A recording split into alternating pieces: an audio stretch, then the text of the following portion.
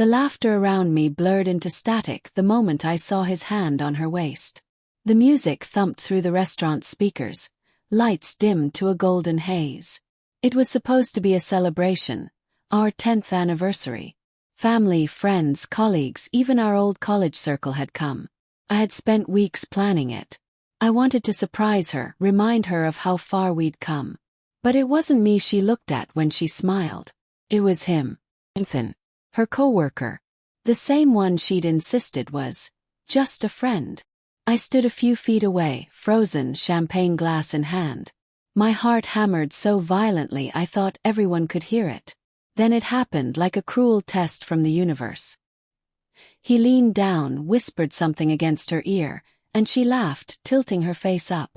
Their lips met. Right there. In front of everyone. The sound of glass shattering ripped through the music as my hand went limp. The champagne flute exploded against the marble floor. Conversations faltered, heads turned, and the world seemed to tilt. My wife, Lena, jerked back as if waking from a dream, her eyes wide, her face pale. "Daniel," she gasped. But the damage was done. I walked toward her, every step deliberate, the sound of my shoes sharp and unforgiving against the tile. Ethan backed away, the color draining from his face. I didn't shout. I didn't curse. I didn't throw anything. Instead, I reached for the microphone on the small stage. The crowd watched, silent and uneasy.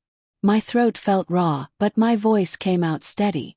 "Ladies and gentlemen," I began, forcing a bitter smile. "Thank you all for coming. Seems we're celebrating something else tonight." "Daniel, stop," Lena whispered, tears pooling in her eyes. I turned to her, my vision tunneling. "No, please. Go ahead. Explain. Tell everyone why your coworker thought this was the perfect time to kiss you. On our anniversary." Her lips trembled, words caught in her throat. The silence that followed was unbearable.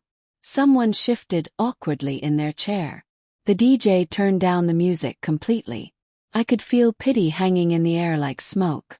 That's when I said it, quiet, final, lethal. "It's over, Lena." She staggered forward, reaching for me. No, please, Daniel, it's not what it looked like." But I stepped back. She collapsed then, sobbing, her knees hitting the floor. The sight of her broke something inside me, yet I couldn't move. All I felt was this hollow ache, a void that used to be love. I left her there, the sound of her crying echoing as I walked out. I didn't go home that night. I drove aimlessly until dawn, the streets empty, headlights carving through the fog. My phone buzzed endlessly. Calls, texts, voicemails, but I couldn't bring myself to listen. Every notification felt like a dagger twisting deeper. When I finally parked near the pier, the sunrise burned across the horizon, painting the sky in oranges and reds. I stared at the waves crashing against the rocks and tried to breathe through the chaos inside me. How long had it been happening? How many times had she smiled at me while thinking of him? How many little details had I ignored? Her late nights. The sudden work dinners. The way she guarded her phone. I told myself it was just my insecurity talking, that I was being paranoid. Because love, real love, was built on trust, right? But trust, I realized, wasn't something you lost all at once. It rotted quietly. When I finally got home later that morning, her things were still there. Shoes by the door. Perfume on the dresser. A coffee mug on the counter with lipstick on the rim. The sight of them made me sick. She showed up that evening, eyes swollen, wearing the same dress from last night. "Daniel," she said softly, "please, we need to talk." I stood in the doorway, blocking her from coming in. "Talk? About what? The part where you kissed him? Or the part where I became invisible to you?" Tears slid down her cheeks. "It wasn't supposed to happen. Swear. We had too much to drink and what?" Snap. "Your lips just slipped." She flinched. "It's not like that. He's been helping me through things you wouldn't understand. I've felt lost lately, and you." I laughed bitterly. "So it's my fault." "No," she said, shaking her head. I don't know when I stopped feeling like myself." Ethan listened. "You were always busy. Always distant. I thought you wouldn't care. Her voice cracked on the last word, and for a fleeting second, I saw the woman I fell in love with. The girl who once wrote me letters during college exams, who'd sneak into my dorm with coffee and kisses. And yet, that version of her was gone. I wanted to scream, to throw her words back at her, but all I could whisper was, "You had me, Lena. Even when I was busy, I was there. You just stopped looking." She reached for my hand, desperate. "Please, we can fix this. I'll quit my job. I'll cut him off. Just, please don't end us like this." But I'd already crossed the line of no return. "Love isn't something you patch up after you burn it," I said, stepping back. "You lit the match, Lena." Her sobs filled the hallway as I closed the door. Weeks passed. The house was too quiet. The bed too big. I'd lie awake, haunted by the sound of her laughter. The real kind, the one she used to give me before everything changed. Every memory felt tainted now, rewritten by betrayal. One afternoon I received an envelope in the mail. No return address. Inside was a single note, written in Lena's handwriting. "I'm sorry, Daniel.